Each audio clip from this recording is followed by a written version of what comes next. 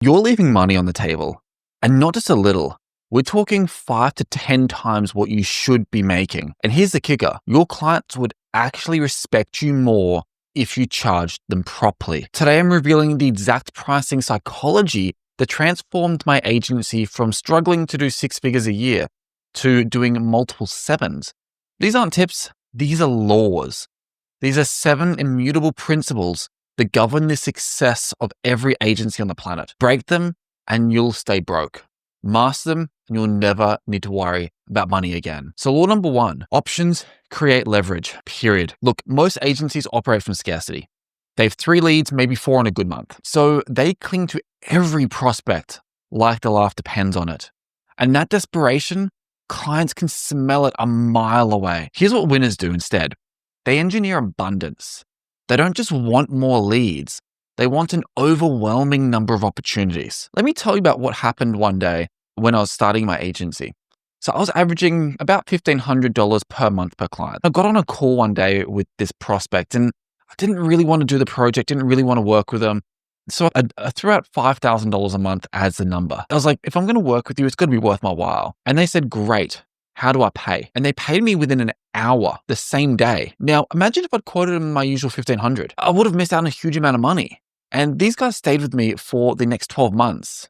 Now, do the math there. That's $60,000. And it's from one client. And it's all because I had the guts to test my boundaries. And all because I had other options and didn't need their business. At that point in time, I didn't need another client. When you have 30 conversations happening simultaneously, you stop caring if a single prospect says yes. That shift in energy, that is what's worth the weight in gold. And that's what your clients smell. Law number 2, small door, big house. You see, everyone's obsessed with landing $10,000 clients right out the gate. Meanwhile, the smart operators are playing a completely different game.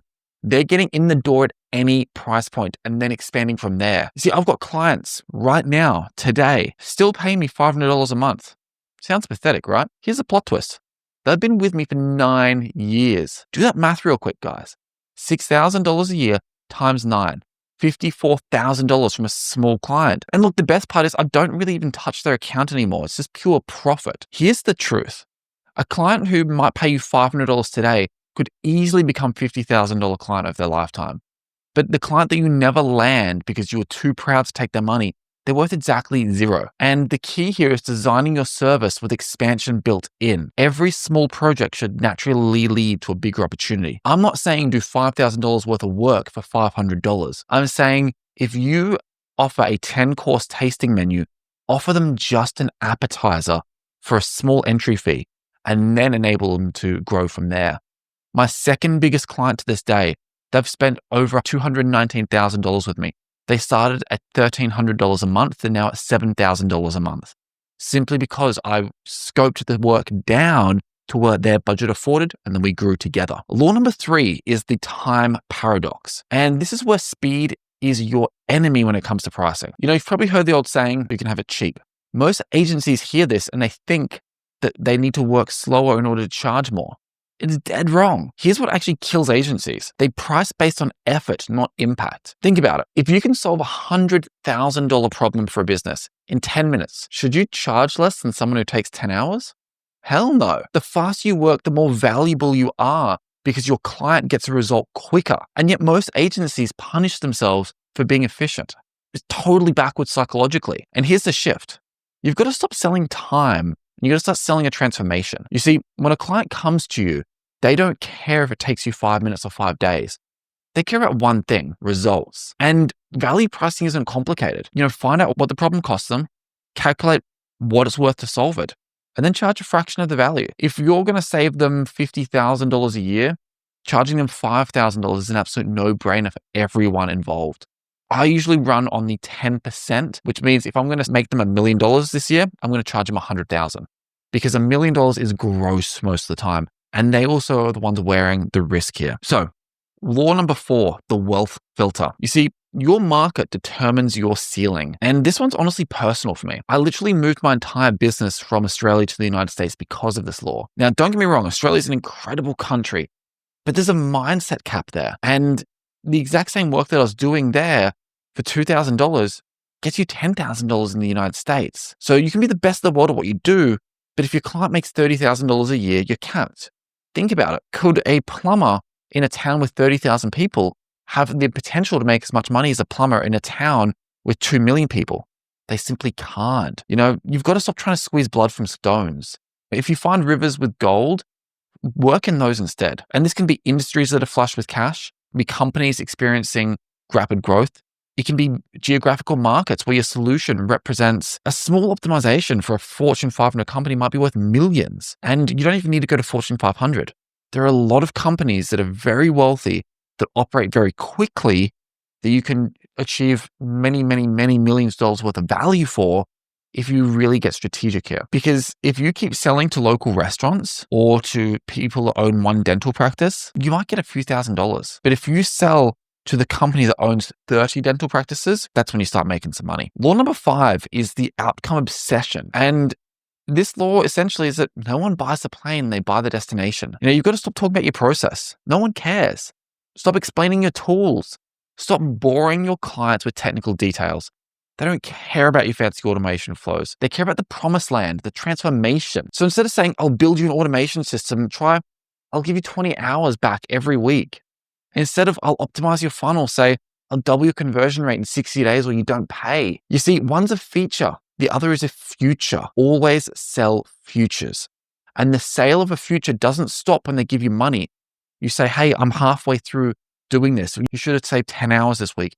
That's how you report is on the outcome. When I sell SEO to clients, and I still sell it sometimes, I never tell them how many backlinks I'm building or what changes I'm making. I tell them about how much their traffic and leads have increased. And that same principle I've brought into AI automation, which is why my clients are so happy. Now, law number 6 is the scale imperative. So this law means you must systemize or surrender. You see, you cannot scale chaos. One of my mentors said you can't scale a hand crank. You've got to build a machine. So if every client project is a custom adventure, you haven't built a business. You've built yourself a glorified freelance job. So you need to document everything. You need to find the patterns. You need to extract the repeatable elements. And then you need to be ruthless with your standardization. You see, your services should run like McDonald's, consistent, reliable, and predictable. I literally have 147 steps for if I deliver SEO. I've got a workflow breakdown with 49 steps to execute a speed to lead style solution. I've got 59 steps for executing a database reactivation style solution.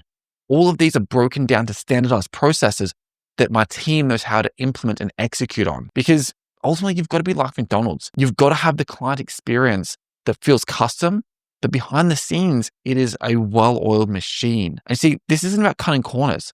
It's about channeling your creativity to where it matters the most, which is solving problems, not reinventing the wheel every time. Now, law number 7 is the proof multiplier, which is when you get so good, you let your case studies do the talking. You see, once you've got a couple of killer case studies, with real tangible ROI, it's a total game changer. You're no longer asking clients to trust you. You're showing them receipts of success. Hey, I helped company X increase revenue by 300% in 4 months. Here's exactly how we did it. That's not a sales pitch. That's a facts. And facts don't need to be negotiated on price. Build a portfolio of wins. Do everything you can to get them and document everything. Screenshot testimonials, record Zoom calls, record success metrics, and store this. Don't assume you're going to keep access to the client's data forever. Store it somewhere that you have access. Because when you walk into a sales call armed with proof like this, you're not selling anymore. You're simply presenting them with options. Now, guys, these 7 laws, they're not suggestions. They are laws. And I learned them the hard way. So you don't have to. Violate them at your own risk. Master them and watch everything change. Ultimately, guys, it's time to stop learning and start earning your move.